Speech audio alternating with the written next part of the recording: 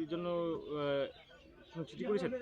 না, আমি চিঠি একটা করলাম। কেন আমাকে বলা হয়েছিল কি ফার্স্ট লিস্টে আমার নামটা চলে আসবে। ফার্স্ট লিস্টও আসলো না, সেকেন্ড লিস্টে আসবে, সেকেন্ড লিস্টও আসেনি।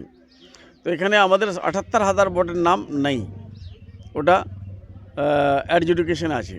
ওর মধ্যে আমার নামটা ছিল। আমি যখন হিয়ারিংও করেছি, আর সবথেকে বড় ব্যাপার 2,48,320টা ভোট ছিল। ওর মধ্যে চলে আসলো কত, 17,000 বাদ পড়ে গেল। তারপর কত বাজলো, 2,30,000। তারপর 99,000-এর আমরা হিয়ারিং করলাম, হিয়ারিং নোটিশ পাওয়ার পর। হিয়ারিং পাওয়ার লজিক্যাল ডিসক্রিপেন্সি বলে 2,96,000 ভোট এবার ওটাতে আসলো লজিক্যাল ডিসক্রিপেন্সি বলে, ওটা আমরা করে দিলাম। তারপর অল অফ এ সাডেন হঠাৎ এটা দিয়ে দিল 78,000 ভোট, এটা বিচারাধীন হলো, অ্যাডজুডিকেটেড হলো, ওর মধ্যে আমার নাম ছিল। তা আমরা সব হিয়ারিং টেরিং করার পর সেকেন্ড লিস্ট হয়ে গেছে, ফার্স্ট লিস্ট হয়ে গেছে। আমার নামটা আমার দল থেকে, আমাদের মাননীয় মমতা বন্দ্যোপাধ্যায়, আমার দলের সুপ্রিমো, আমাদের পার্টির সুপ্রিমো, তারপরে আমাদের গভর্নমেন্টের সুপ্রিমো, উনি আমার নামটা ডিক্লেয়ার করে দিয়েছেন কি গোয়ালপুকুর থেকে 30 গোয়ালপুকুর থেকে রব্বানি ফাইট করবে।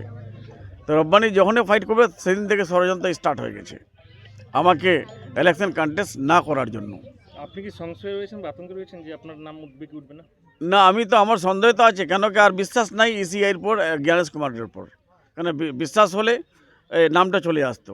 ফার্স্ট লিস্ট এবং সেকেন্ড লিস্টে আপনাদের গোয়ালপুকুরে কতজনের নাম উঠে আসছে এখন পর্যন্ত? ফার্স্ট লিস্টে সেকেন্ড লিস্টে দুইটা লিস্ট মিলে যেটা হয়েছে 10,000-এর মধ্যে 10,000 নাম অ্যাকসেপ্টেড হয়েছে, 3500 নাম রিজেক্টেড হয়েছে।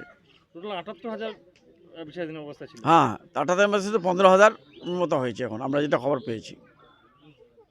নমিনেশনের তো দিন ঘনিয়ে আসছে। নমিনেশন দিন আমাদের ফিক্স করা আছে 2 তারিখে, কিন্তু এখনও নামটা আসেনি। বিচারহীন আছে না, রিজেক্টেড আছে না, অ্যাকসেপ্টেড আছে। একটা জিনিস হয় অ্যাডজুডিকেশনে, আইদার রিজেক্টেড অর অ্যাকসেপ্টেড। তো অ্যাকসেপ্টেডও নাই, রিজেক্টেডও নাই। কি মনে হচ্ছে আপনার, মনে হচ্ছে এই 2-1 দিনের মধ্যে হয়ে যাবে আপনার নাম উঠে আসবে? যে যদি ষড়যন্ত্র করে থাকে তা আমার নামটা কী করে 1-2 দিনের মধ্যে আসবে। তাও আজকে আমি কমপ্লেন দিয়েছি, আমি সিওকে কমপ্লেন দিয়েছি, ডিএমকে দিয়েছি, এডিএম যে ইলেকশন ওসি আছে ওনাকে দিয়েছি, বিডিওকে দিয়েছি, যে রোল অবজারভার আছেন ওয়েস্ট বেঙ্গলের ইনচার্জ ওনাকে পাঠিয়েছি, আর আমাদের দলকে আমি পাঠিয়ে দিয়েছি। নমিনেশনের আগে যদি আপনার নাম ফাইনালিস্টে না আসে তাহলে আপনার বিকল্প রাস্তা কী থাকবে গোয়ালপুকুরে? 1,000 রব্বানি আছে এখানে, 1,000 রব্বানি তৈরি হয়ে যাবে, 1 লক্ষ রব্বানি তৈরি হয়ে যাবে। কেউ না কেউ ফাইট করবে এখানে, আর ফাইট করলে আমরা জিতে আসবো। আমাকে না জেতার জন্য, না ইলেকশন ফাইট করার জন্য এটা একটা চক্রান্ত হচ্ছে। কার চক্রান্ত মনে হচ্ছে আপনার? এই চক্রান্ত বিজেপির। মমতা ব্যানার্জিকে হ্যাকেল করার চক্রান্ত কার ছিল? বিজেপির। মমতা ব্যানার্জি যত আনডেস থাকবে, যত মেন্টালি ডিস্টার্ব থাকবে, উনি মেন্টালি ডিস্টার্ব হয় না।